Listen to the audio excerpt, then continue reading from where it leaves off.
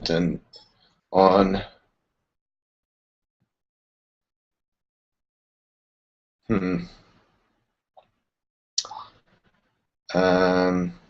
aha.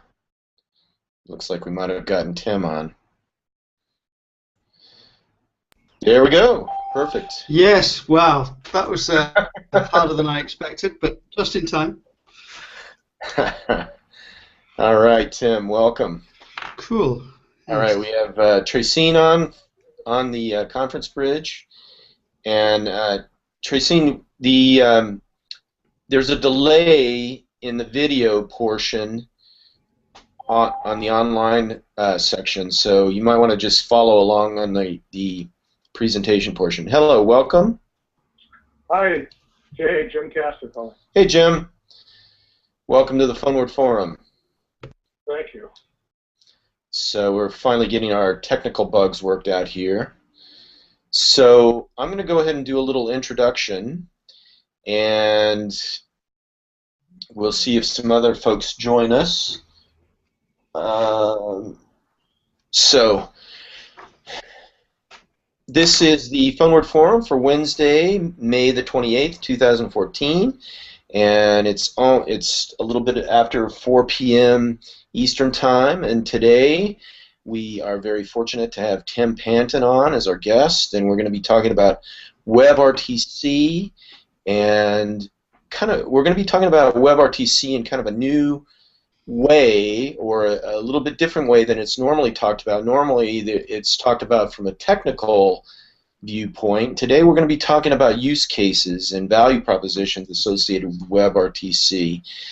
And before I do an introduction of Tim, I would just like to say that the WebRTC proposition is something that I think is very, very transformative and very, very disruptive, that is here on the horizon and actually in place today. So we've seen some significant transformations in the realm of audio communications with the telephone. And just to kind of take things back a little bit, it used to be that we had to go to our telephone, and the telephone was shared by multiple people within a family or an office or whatever. And then all of a sudden there was a transformation in terms of wireless, where all of a sudden we started to carry our telephones with us, and the balance started to tip from the humans being subservient to the telephone starting to be subservient to the human. Well, now I think there's a whole new realm that's opening up in that regard, where all of a sudden our communications, our media delivery, starts to really become subservient to us and at our beck and call wherever, whenever, in whatever fashion we want. And I think a key enabler to that is WebRTC. So again, I think what we're talking about today is very transformative, very disruptive, and I think we're already starting to see some of the disruption happen in the worldwide marketplace in terms of telecommunications and media delivery.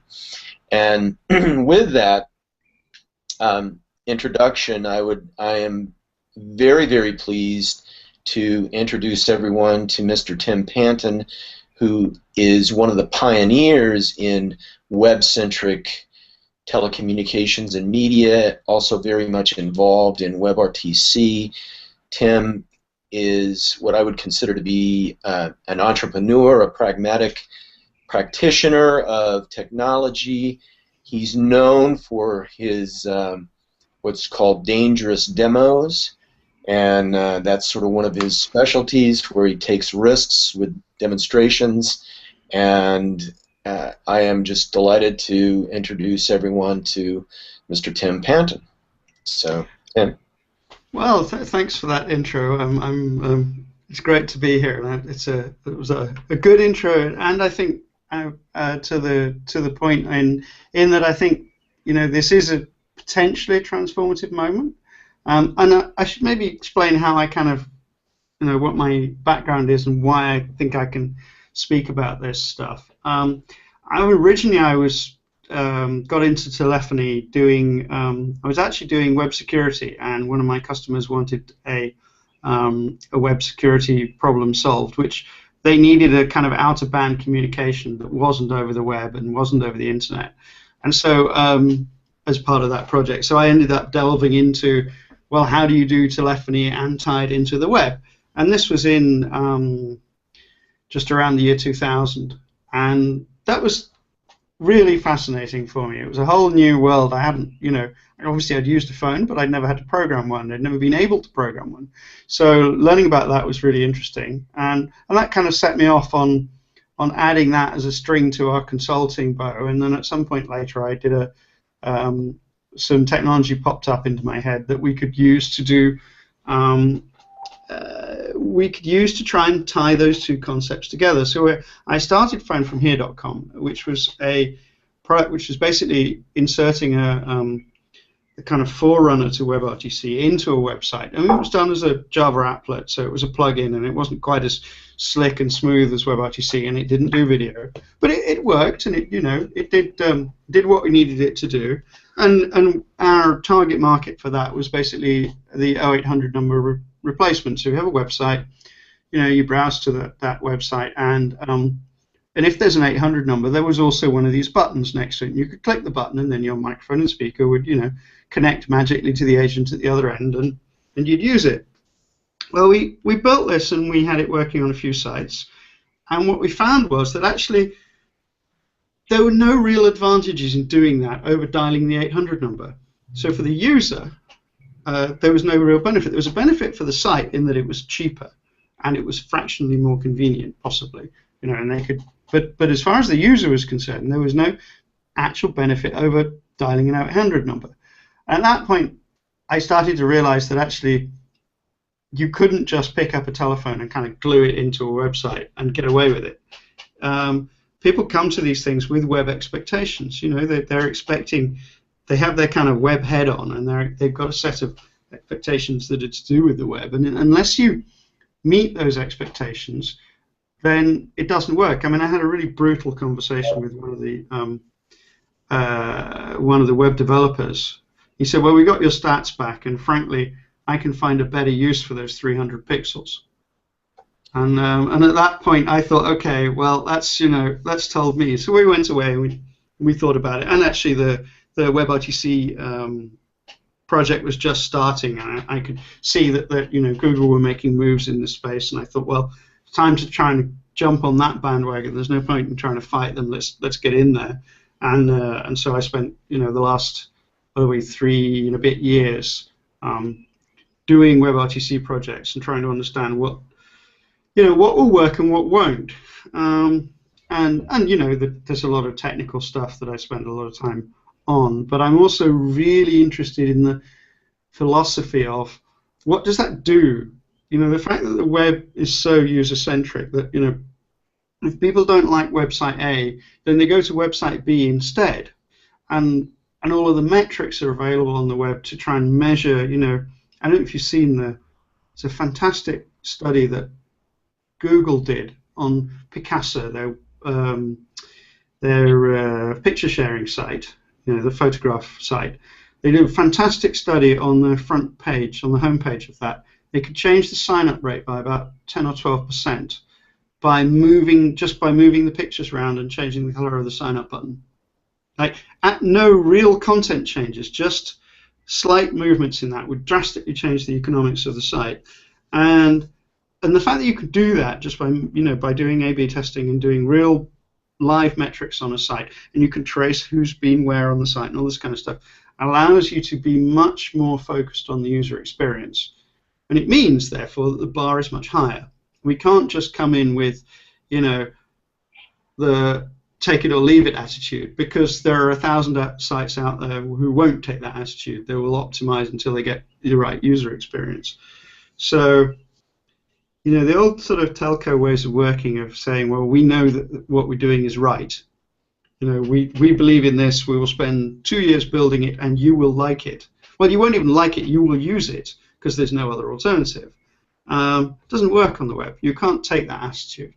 So I'm fascinated to see who's using WebRTC. I mean, it's very much early days. You know, there are a whole lot of cases where it doesn't yet work because it's not in certain browsers, and it's, you know, it doesn't work behind certain strict firewalls, and not all machines have microphones. I mean, a lot of them say if you're in a banking hall, chances are none of them have microphones for security reasons.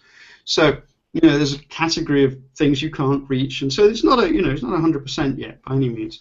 But I think it's very interesting to see who is adopting WebRTC and what they're doing to try and leverage its advantages. And I had a bit of an epiphany the other day. I was looking at this, and it occurred to me that the people who are trying to tie it too closely to legacy telecommunications were doing themselves a double disservice. So you not only are you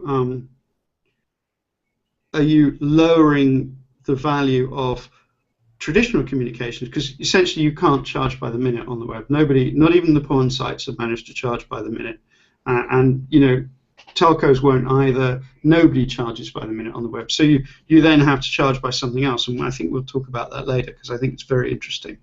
But so you deprive your telco, your classic telecommunications, of its classic revenue stream because you can't charge by the minute. And what's more, you deprive the website of its strengths, which is the richness of the context and the knowing how the customer got there and knowing their details and all of the cookie stuff and all of that stuff that makes a website much more easy to use. You lose that because the moment you go from the website into the phone call, it now no longer knows anything about you. The most you'll get out of it is a caller ID.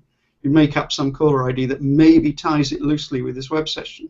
You can't do you know, a lot of the things that you could in principle do with it, you've lost because you've gone through quite a narrow kind of filter in connecting the two. A friend of mine came up with an idea of, say, if we know where this person's been on our, you know, car showroom website, then at least in principle, we can decide which salesperson to direct this call to. So, you know, you could say, well, if this is the third time they've looked at this product, and 3 years ago they bought the top of the range, then, you know, now's a really good time to put this call through above the queue. We'll cut the queue, we'll go straight in and put this in with our best closer, because the chances are in 2 minutes they can close this deal. You know, and if you know the history of the web behavior, and you can tie that to your customer service records, then you can probably do something clever with the queuing. So yeah, there's all of this rich context that you can do there, and the more you connect, the more you try and kind of filter it down to traditional telephony techniques, the less possible that is. Tim, can I interrupt you for just a moment? Sure, Sorry. go for it. I'll have some tea. I asked the people that are on the conference bridge, will you please mute your line? Hello?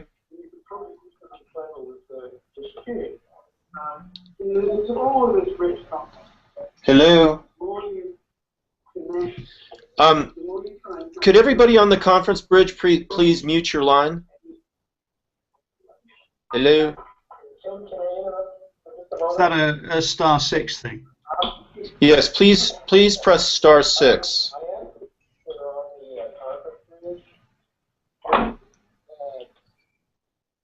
Okay, there we go. Oh no. Somebody put us on hold. A minute was. So here's what we're going to do. We're going to disconnect from the conference bridge. So everybody that's on the conference bridge, you'll please have to dial back in. Okay. Let me reconnect to the conference bridge. Sorry about that.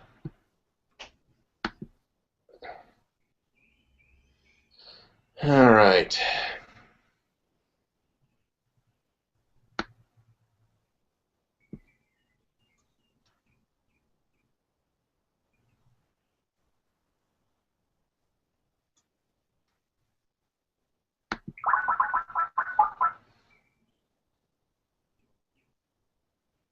Welcome. This service is provided by freeconferencecall.com. Please enter your access code followed by the pound sign.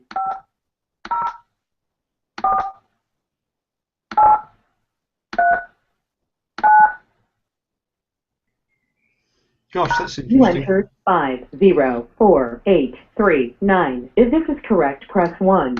There are 4 participants in this conference. This conference is being recorded.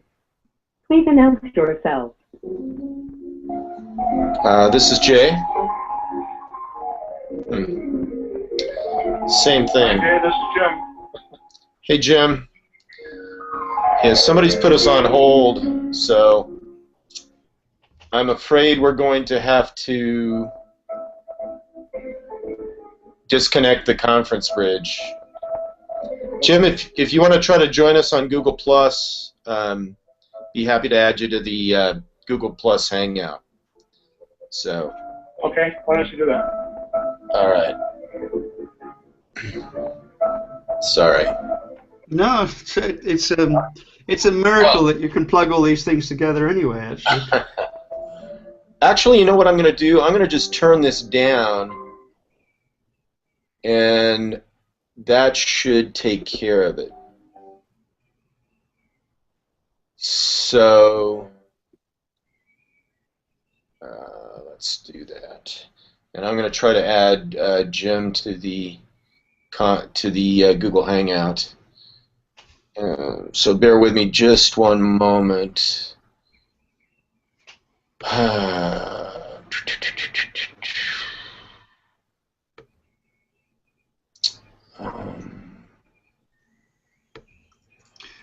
Well, let's just proceed. I'm just looking at these slides you put up, and they've misformatted themselves in the translation from when I uploaded them, and the translation from Keynote to PowerPoint to SlideShare. They've kind of, the font's gone a bit iffy, but the context, you know, the words are still there, but the layout's gone a bit broken. But that's fine, I guess. Okay, so let me give one shot at adding Jim to the.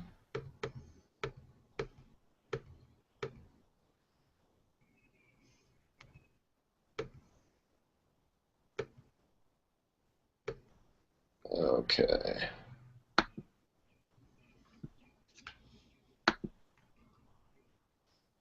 So I sent him an invitation. All right, sorry about that, Tim. Cool. No, it's good.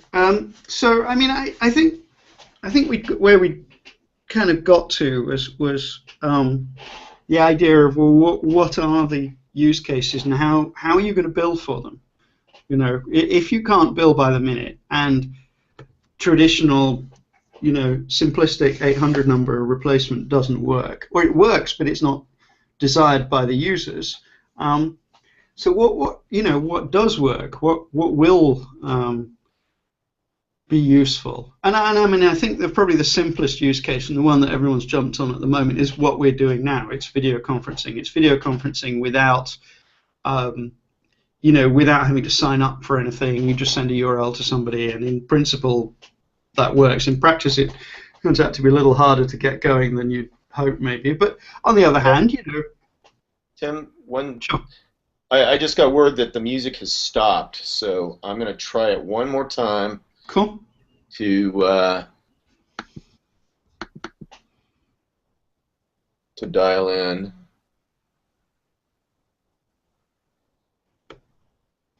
Now I'm getting whoever was on the call returned to the on hold has returned. So let's try it one more time. So they have a dashboard. The free conference call guys have a dashboard where you can control this. Provided by freeconferencecall.com. Oh, really? Please enter your access code followed by the pound sign.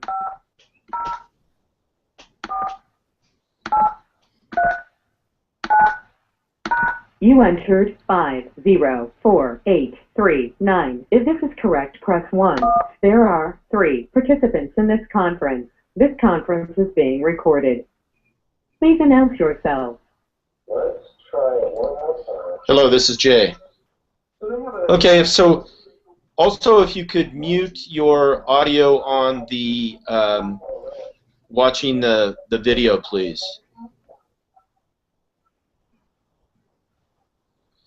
Okay, could everybody mute your audio on the conference bridge, please? 5, 0, 4, 8, 3, 9. You can tell what the delay out is now. Yeah. Conference is being recorded. Please announce yourself. Hello, this is Jay. Okay, so also if you could mute your audio on the watching the video, please. Yes, please do that on the conference bridge. Mute your audio on the conference bridge, please.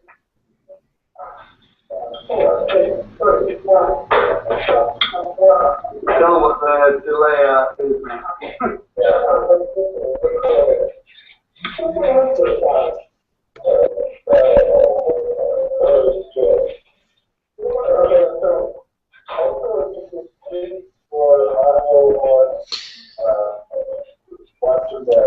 So, I think, Tim, you were saying that the...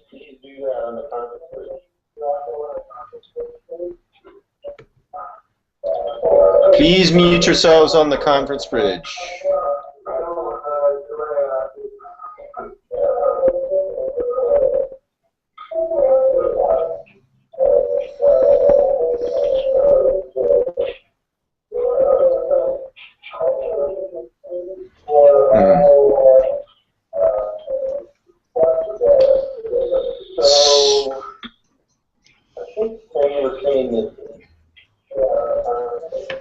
Will everybody please mute yourselves on the conference bridge?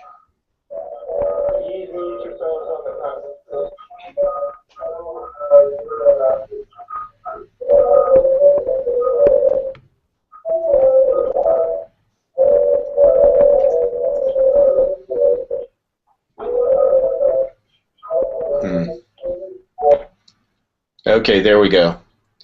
I think we are finally ready to go. Sorry about that, Tim. Yeah, no, cool. Yeah, so what, you know, what's the, where's the money? And what, you know, why would it be worth doing this? And I think I had a kind of a very, I don't know if you saw this news item, which was around Uber, the taxi guys, and you know, they have a kind of bit of a competition going with Get, which is another taxi app in New York City, and they had a story earlier in the year where, I mean, I won't go into the detail too much, but basically they were competing for drivers, and so what Uber were doing was that they would summon a Get driver and then cancel it. You know, they'd pay a cancellation fee, so like nobody was strictly out of pocket. But as a side process of that, they would be given the driver's mobile number, and they were then recruiting these drivers to say, "Hey, you're getting a lot of junk, wasted journeys on Get. Why don't you come over to Uber where the quality is much better?" And so there are two interesting things there. Basically, what that was saying was that, you know, they were revealing the driver's phone. Get were having to reveal the driver's phone number as a utility feature for their customers, but as a side effect, they were allowing Uber to mine their phone numbers for who their drivers were. So, I think there were two interesting things there. One of which is it's around phone numbers. Like, you know, they're an asset. You know, the ability to contact your workforce or contact your customers is something you need to try and protect. And one of the things that WebRTC can do for you is to allow you to manufacture your own kind of per-purpose phone numbers. I mean, they're URLs, they're not phone numbers, but they are for that purpose. So that gives us as website owners or us as application builders the ability to manage that contact space and decide who it is who can contact who and what those numbers mean, as opposed to, you know, the reason that thing with Uber worked was that the drivers had only one phone number, and once they'd given it out, and it was it became a precious commodity, and it was not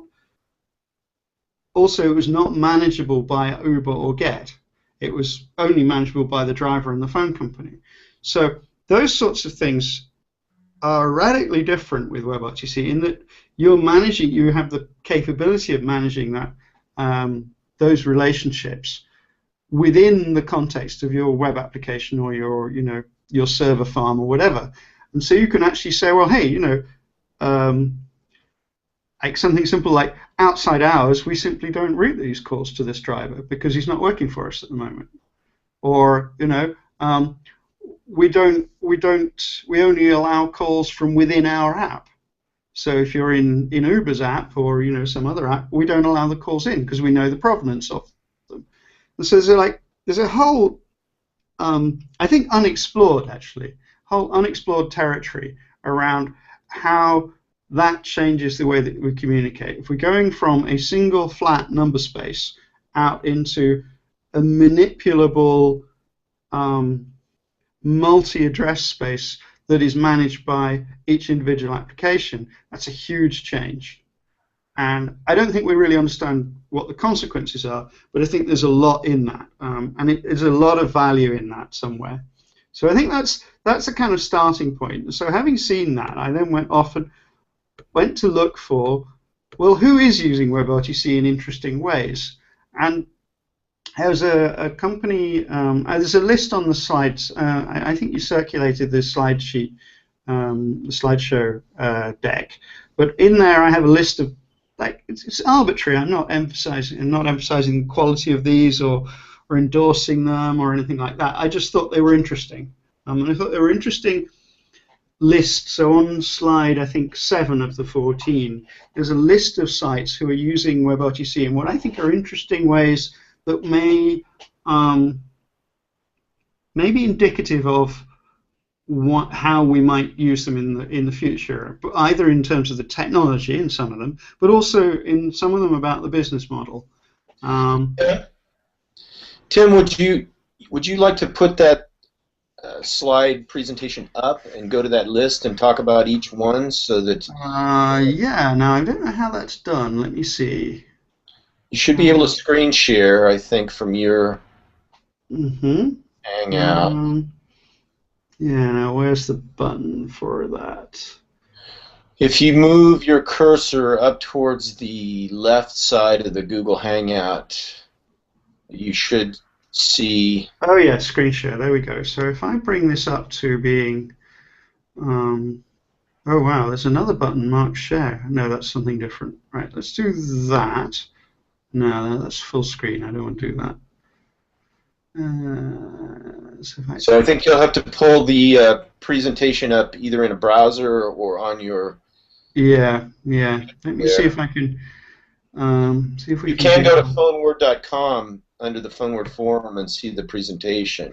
Yeah, I've got the presentation. I'm trying to make it big enough that it let's see how this plays out. So if I share that one...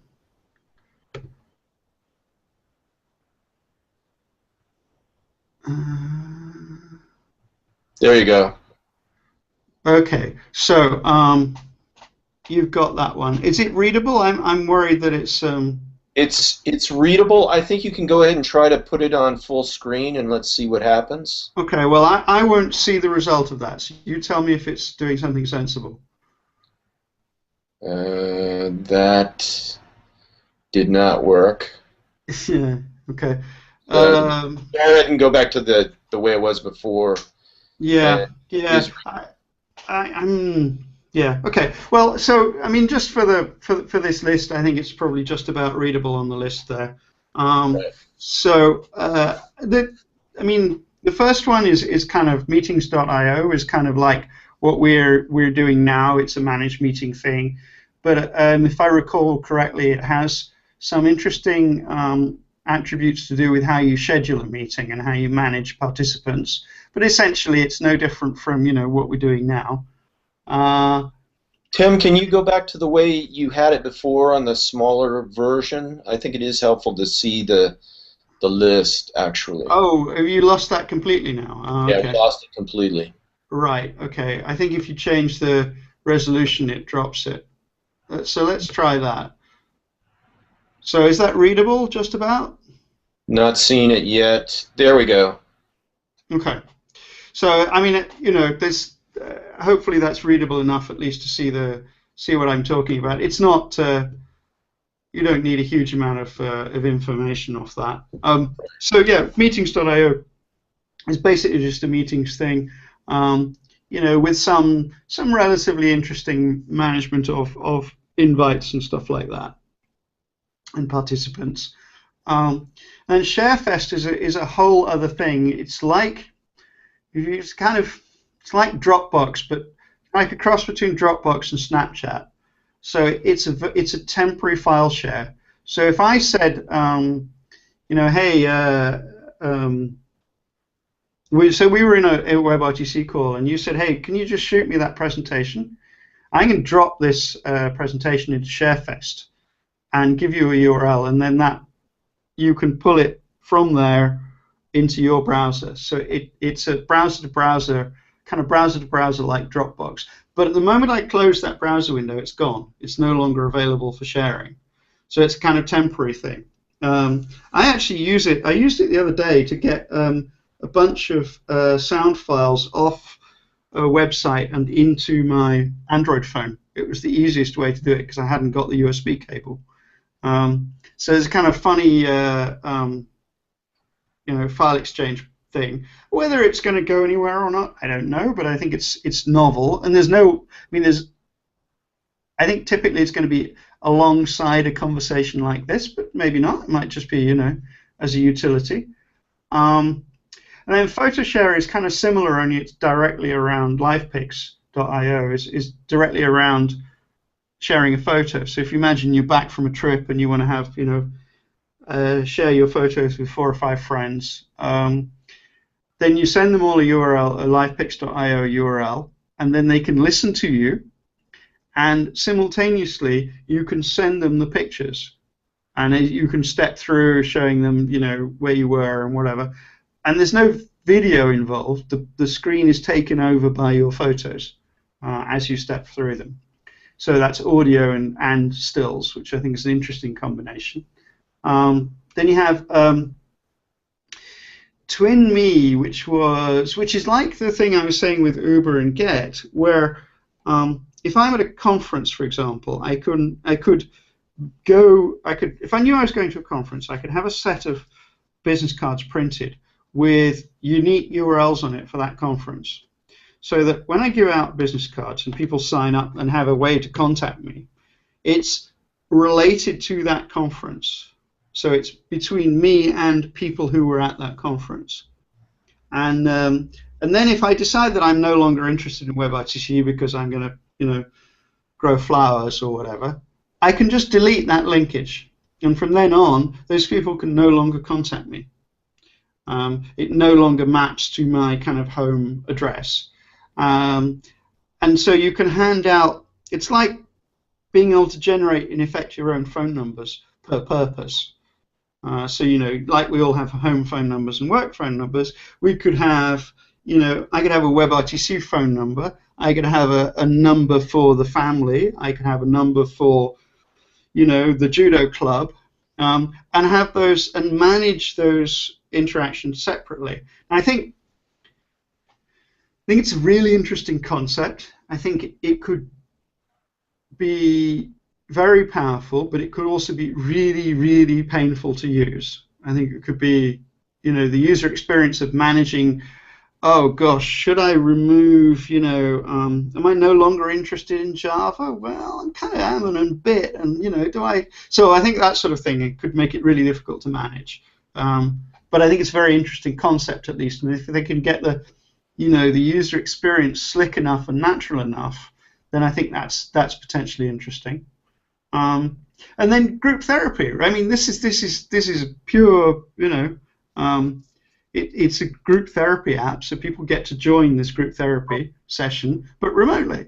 so they don't have to go out and trek out across the night to somewhere. They can do this group therapy from the comfort of their own TVs or whatever, and you get charged by the session.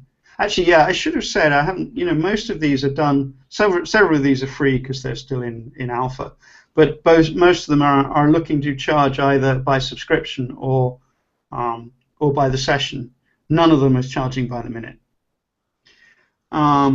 It's a concept that's similar to helpouts, which Google is pioneering, which is sort of personal services like yoga sessions, things like that, which I'm not sure how those are going for Google, but I've used helpouts and I thought it was fantastic.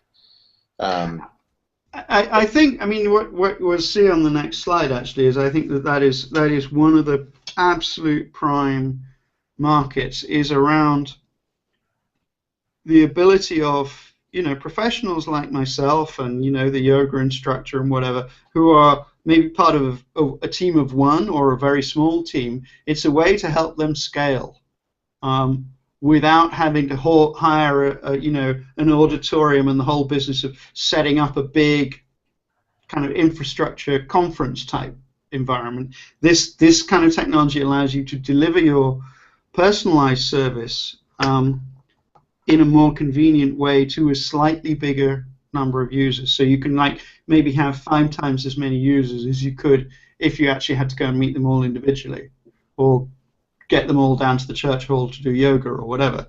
So it's a kind of ability to scale your business through technology, but still keeping it really personal, because what you're selling is essentially, your own services, your own time, and it just lets you spread that out and manage it differently. So I think I think that's a very common theme, and I think that's the first hit. So Google is smart to do that, but I think what's interesting about these ones, the ones that are doing that, is that they are, in most of the cases, they're adding their own special features. So, I think the therapy one allows you to break off into subgroups and reconvene and manage who can hear who and who can see who, so that you're actually, it's not just you're all in one room. It's, we'll break off into tables and work on this type of thing. So I think there's some subtleties around, in each use case, there's some subtleties. So I'm not sure whether Google's generic approach will actually work better than carefully tailored ones, or maybe they'll add enough tailoring for that to work. Tim, I'd like to make a comment at this point. I think the use case is very compelling for these, personalized services like therapy and yoga and that sort of thing. But I think we've already touched upon this, during the conversation today. The user interface is critical, and the connection is critical, because what we went through with this session, where we're trying to connect. Tim and I, just for those that don't know, Tim and I spent about 15-20 minutes trying to connect on this Google Hangout, and I think it was because of the different identities, different accounts, and all that sort of thing. And that was, that can kill, a service like this. And now we've also experienced during the session just the simple ability to mute, individually, and I'm doing sort of a hacked together connection between the conference bridge and this Google Hangout. So, small nuances like that are very, very important in making these services successful or not. So, I think you're right about, Tim, about the ability for people to break off into separate sections, come back together. The ease of that, the user interface, I think is absolutely critical. I think the other thing I'd say on that is and again, kind of slightly to do Google down, perhaps, but it is that it's not obvious that in all of these cases I would want to use my Google identity. Depending on what the therapy session was about, it's not at all obvious I would want to use my Google identity to join a therapy session. I might well want to have an alias. I might well want to be Tim rather than tim.panton@gmail.com. You know, Right. Right. and I think that may be true for this. I mean, you know, I may have a different identity for managing meetings. You know, so I think that's. Google, I think, are going to, particularly because they've been so insistent on having real identities and trying to coalesce them, are going to struggle with that. I think that's going to be difficult for them. But you know, this is all new territory. We're all learning how to do this, and you know, I'm just making guesses about what I think, based on some experience. But you know, I'm prepared to be wrong on some of this anyway.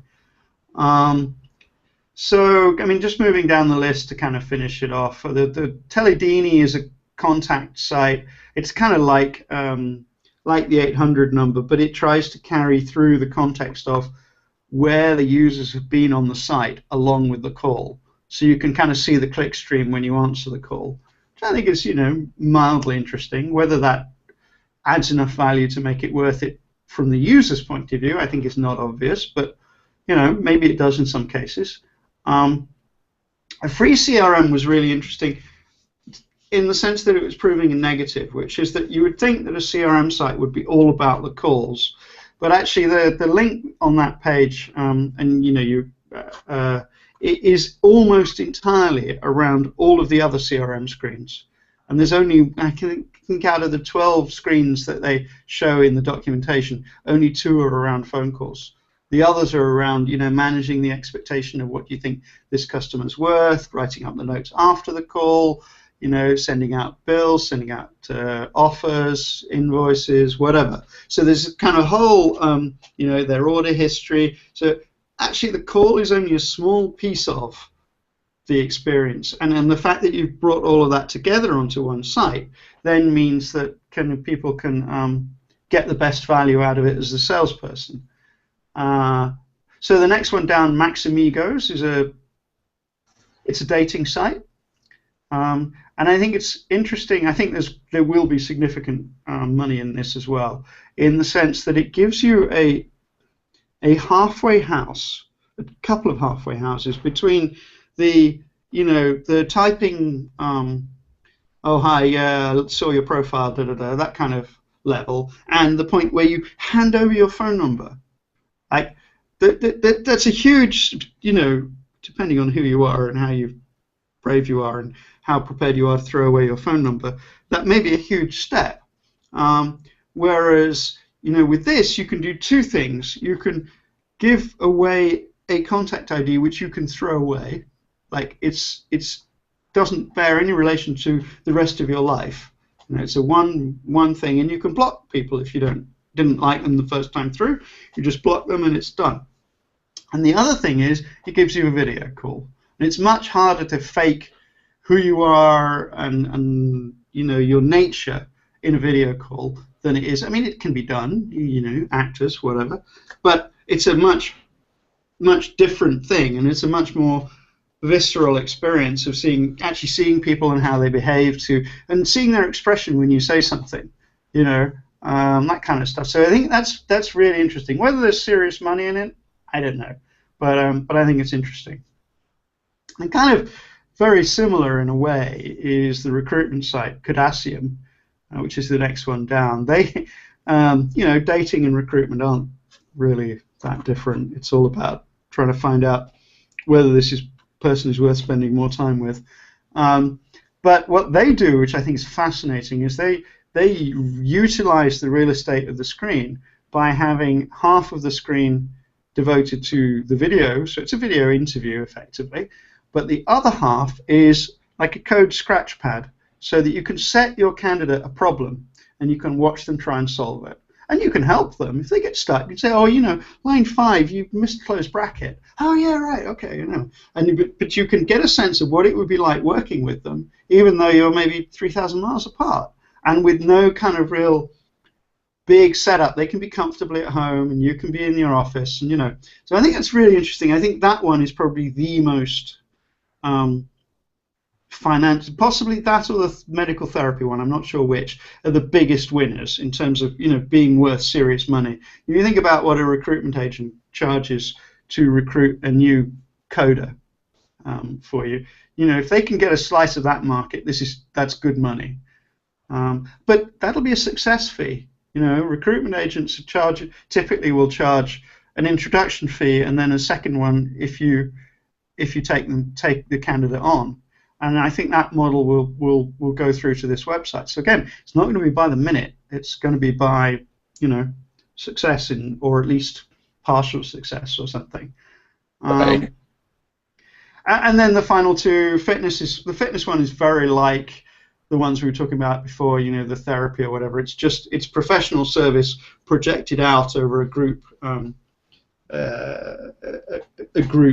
you know, so you can all get together and do yoga in your own living rooms. With presumably you need something like the Chromecast to throw this onto television, because I think doing yoga with your laptop is probably impractical.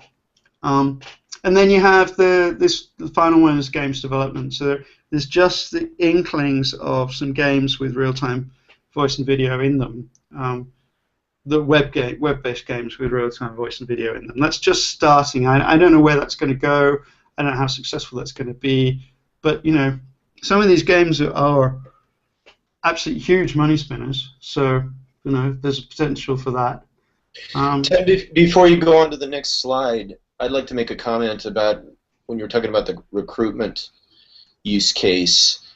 I think in addition to recruitment, collaborative coding has a lot of potential here as well. I don't know exactly how you create the monetization model, but that's what I used the Google Help Out for, was a collaborative, basically coding. It was like coding. It was actually using Photoshop to create an image, and it was fantastic. You know, saved me probably 2-3 hours of frustration. Got something done. I was talking with somebody who I really don't even know where this person was in the world. So, you know, part of what I'm excited about is the ability to collaborate, you know, especially in some of these creative processes like coding. And I think you picked up on it there in terms of the recruitment and interviewing possibility as well. So yeah, I mean, I should actually I missed it off the list kind of deliberately actually. But one of the things, if you read my blog back a couple of years ago, there's a entry in there about, you know, winding down the phone from here business because it wasn't going to make money out of the 800 number. And one of the side notes on that is that we also produced an API so that people could build it into apps. And there were a couple of them were actually really pretty successful. We never managed to get the business model straight for these ones, but we had a couple of guys who did an app that was an online whiteboard. And we did a backing audio for it. So if you were on that same, you know, they would send out a URL for an online whiteboard, and they could like draw on it. And then if you were on that same whiteboard, then you could join the same conference call. So it was like it was centered around the document. You know, the call was hooked around the document, which I think is an interesting concept anyway. But also it was exactly that, what you're saying. They typically used this thing for. What they would do is they put a backdrop, which was a still image of, you know, a screen capture of a website that they designed, and they'd get the client in, and the client would draw a yellow thing around a bit of it and say, "This is too big here," and then they'd go away and they'd edit it live and they'd throw it back on there. And you said, "Oh yeah, no, that's much better, but we need it slightly paler," or whatever, and they'd have this discussion and interactively edit this website whilst they were working. But the client had the ability to draw in big yellow ink next to it, on top of things, and draw arrows, and you know, generally kind of indicate precisely what it was that they wanted in a way that's really hard to do by voice in those kinds of design issues. So yeah, I mean that one's absolutely right. Again, the monetization is quite difficult. I think they had a subscription model. So what they did is you just basically, you know, if you signed up, you paid $10 a month, or I don't know what it was, and you could use as many whiteboards as you liked. Mm-hmm. You know, on the basis that actually there's only so many hours in the day, and people aren't going to consume a huge amount of resource, because actually it's not resource heavy doing this stuff. So yeah, no, I absolutely think that's right, that there's a market there, but it's, as you say, it's understanding what the business model is around that collaboration, and how, I guess you probably did buy a couple of hours of somebody's time, did you, or did you pay by the problem? Well, there were a couple models. You could pay, like, I think it was by the minute, or you could buy a whole hour. I chose to buy a whole hour of this person's time. We only spent about 25 minutes or so working on this particular graphic, but it was so worth it. I think it was like $20 for this, an hour of this person's time, but in 25 minutes we collaborated and created this graphic that was, worked very well. And as a side note to what you're talking about, I found it was much easier and more efficient to do the collaboration in that help out session. It was even more easier than it would have been if we'd been in person trying to, like, share a laptop or something like that. So I think there's some, unique advantages to this ability. Because you had two mice and two keyboards and two screens. Exactly. And it was like, yeah, no, I mean, I think that's right. I don't want to give the impression that these things are just reinventing the wheel. I think some of these are genuinely new applications that although you could have done them if you'd got a £100,000 telepresence suite and 3 engineers setting it up for you, so if you're the CTO of AT&T, you probably had these features, but really none of the rest of us did. And now it's come down to a website. So I think, and I hear what you're saying, that there are in fact instances where you can charge by the minute, but I would still claim that those are exceptional. Well, you're not charging by the minute for the transmission. You're charging by the minute for a person's time, or some other value case besides kind of. And the other way to look at that is, like, $20 an hour. Not even satellite phone calls cost that. So, like, although you're only getting a percentage of the value out of the communication, it's a percentage of a much bigger bill. Like, you're starting to get, you're piggybacking on the value of, well, hey, we've managed to recruit a really good coder. That's worth $10,000. Exactly. And you only have to take a small slice of that, and you've way exceeded what you would have earned with your 2 cents a minute. For sure.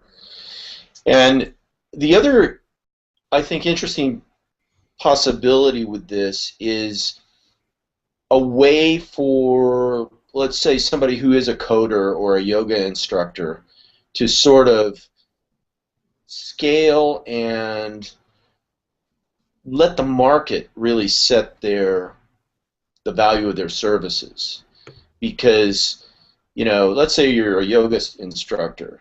You've only got maybe 4 or 5 hours during the day that you can actually have as inventory for your services, and when you start out, you might be only worth $20 an hour. But as you start to fill up your schedule, this new platform allows a professional to start to say, okay, well, I filled up all my $20 slots for this week. I'm going to bump it up to 30 or 35 or whatever. So I think as, it almost ties into like a social media reputation construct or platform, where as your reputation grows, you can start to reflect the value of your service in more of a real-time, market-driven fashion, if that makes sense. Right. No, I think that's right. But and also, I mean, what you're saying about the timing is quite interesting as well. In that, I was just thinking that you can manage. If you're somebody who wants to do a few hours work in the evening because you spend the day doing another job or looking after your kids or whatever, but you just want to slide in a few hours work in the evening, that may not be very easy to do within your own time zone because it's not not a convenient time for anybody else to attend the lesson.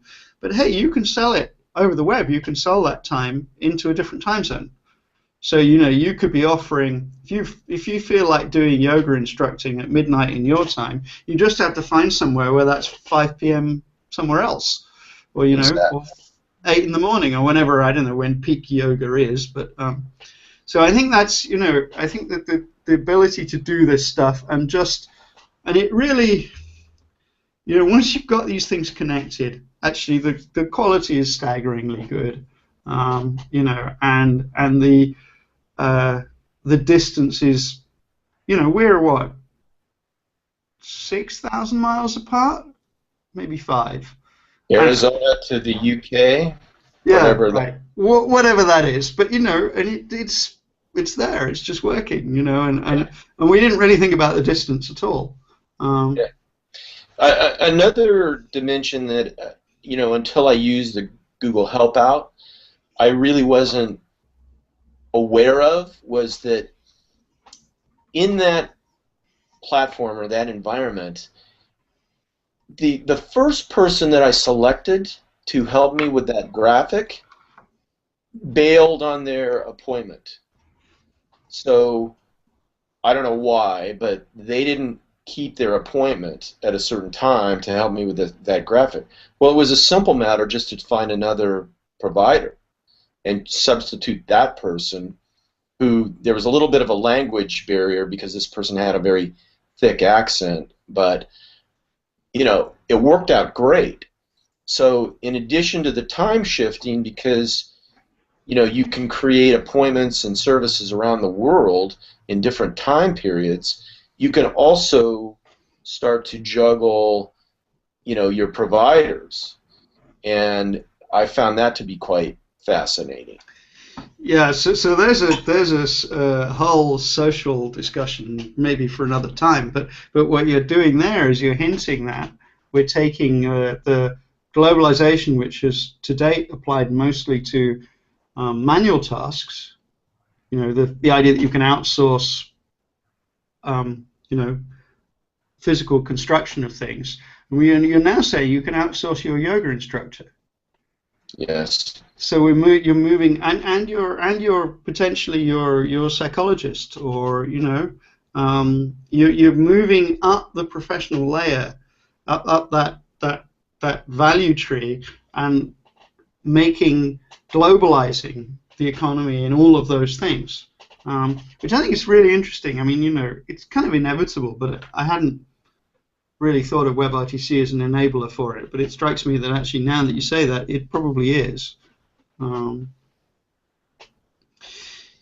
But I think that the one thing I did want to bring out of that slide, which isn't on the screen anymore, but there's really one key point on that, which is that what the common theme in all of those things, the things we've talked about as the apps, is they're around solving a problem. They're around doing something that the user wants to try and achieve, or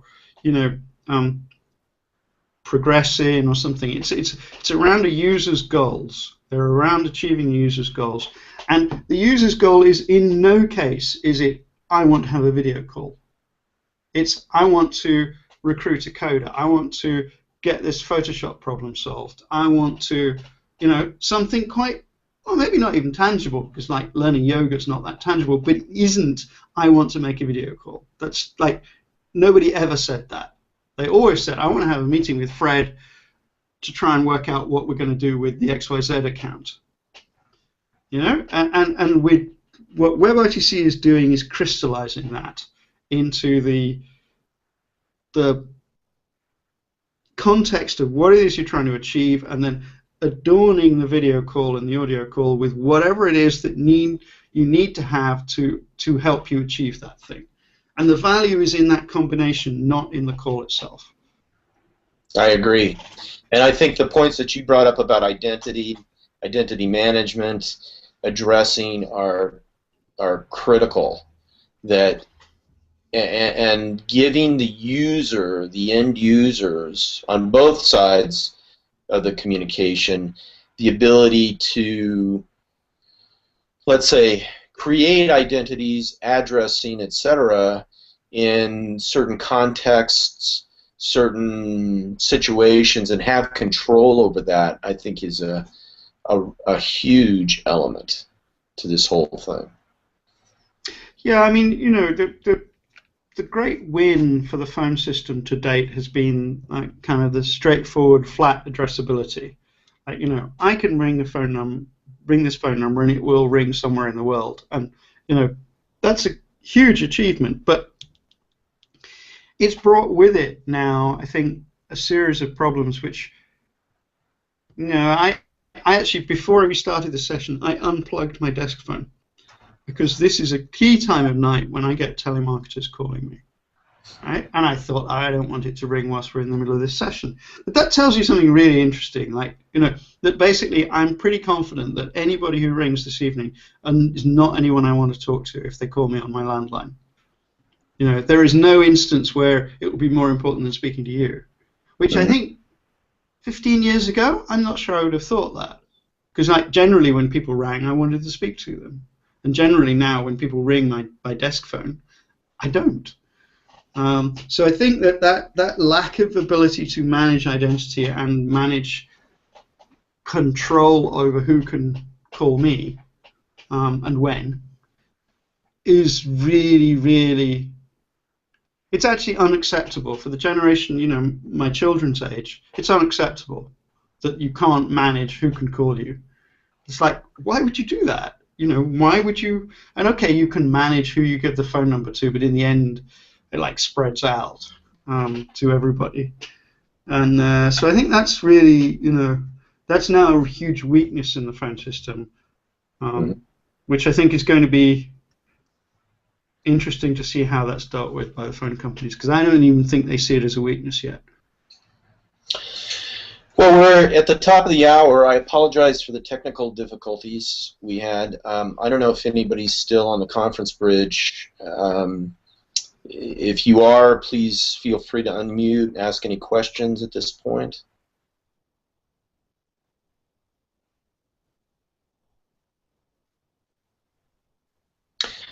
Still here, but no questions. Okay. Thanks, Jim. I'm sorry about connecting you on the Google Hangout. Didn't work out. No problem. We got there. But, you know, this whole, you know, these PhoneWord forums and the workshops we've been involved in has brought up this mixing of the audio from a conference bridge with this Hangout platform.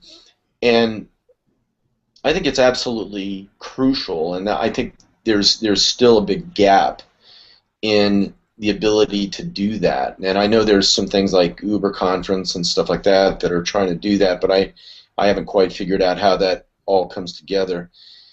And so, you know, I think we're just starting to scratch the surface on this whole new realm of having a mixture of audio and video coming together.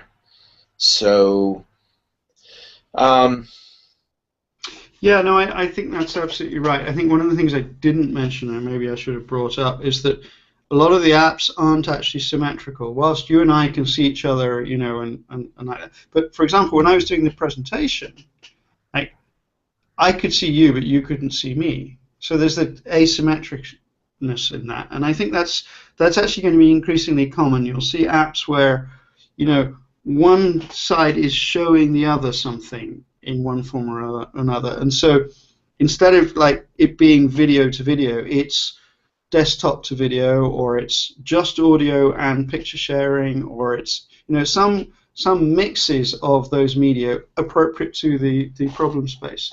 And I think that's getting the user experience right for that's actually really complicated. Because kind of that asymmetrical power relationship is kind of interesting. Well, I think you're absolutely right there, and I think the other aspect that we're dealing with, and we're going to wrap this up, pretty quickly, but the other aspect is that through WebRTC, there's a democratization of these tools and this technology that's we're just on the cusp of, and we've had web conferencing for some time. However, it's been expensive, it's been hard to connect to, it's been somewhat siloed in that you have to go with a particular vendor, provider, or so forth. And I know what you're involved with, Tim, is really on the cutting edge of opening up this whole paradigm, this whole tool set.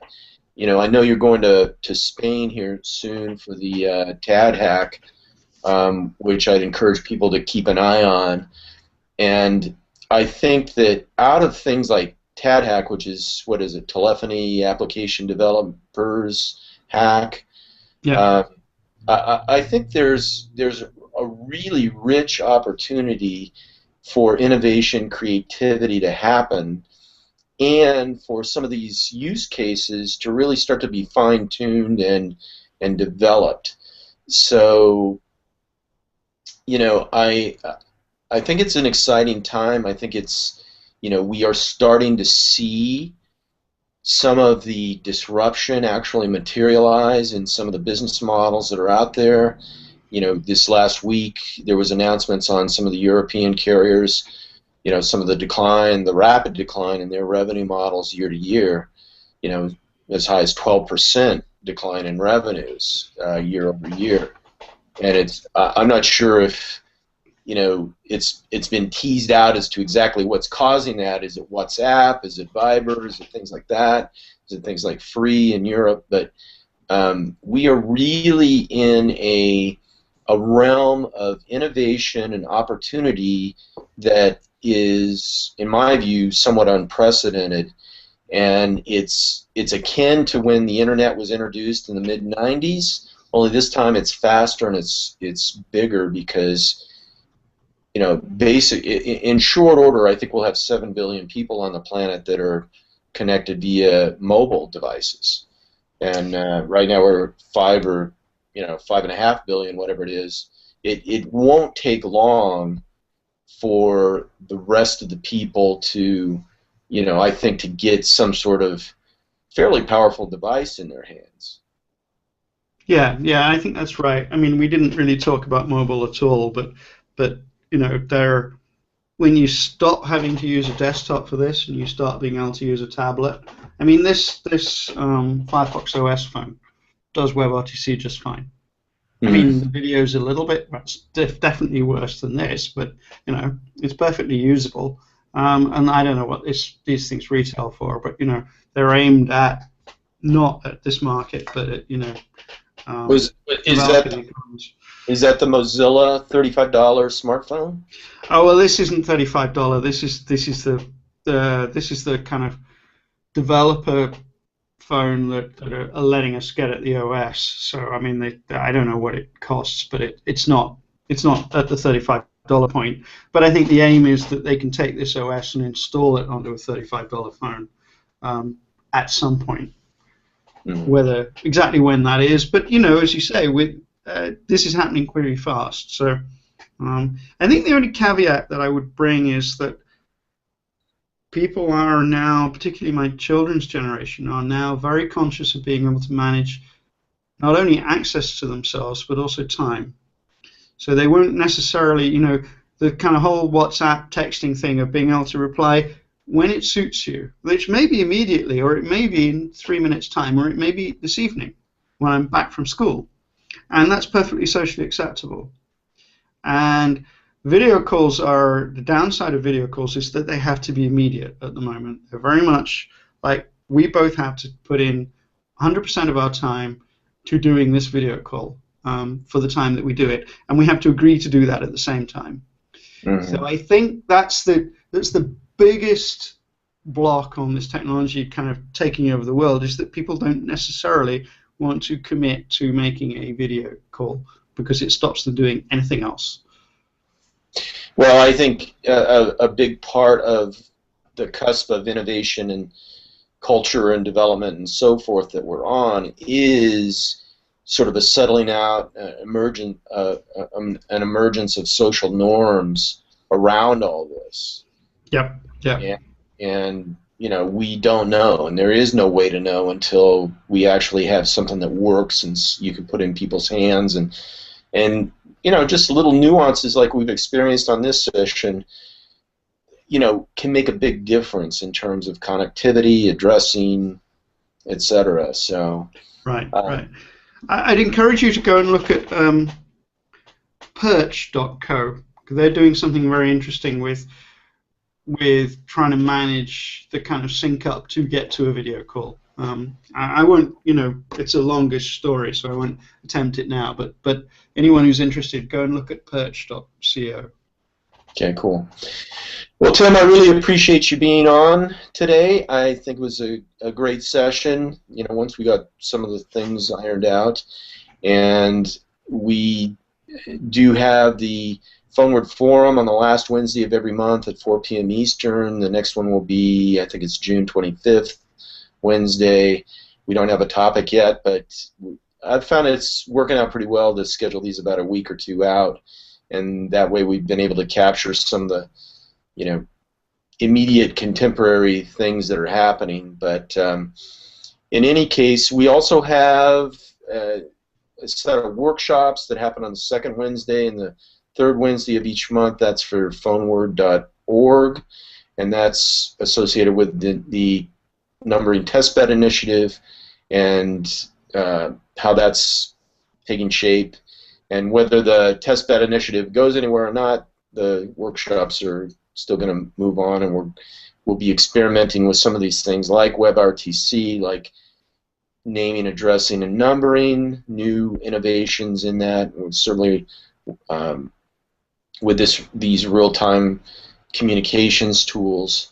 So I appreciate everybody for participating, and if you're watching, please tune in again, and I think that's about it. Anything else you'd like to add, Tim? Well, no, just kind of thanks for listening and watching, and it's been good to have a chance to kind of talk this one through. I think it's a great place to be. Thanks. Awesome. All right. Well, have a good evening, and I look forward to chatting with you soon. Yeah. Take care. Goodbye.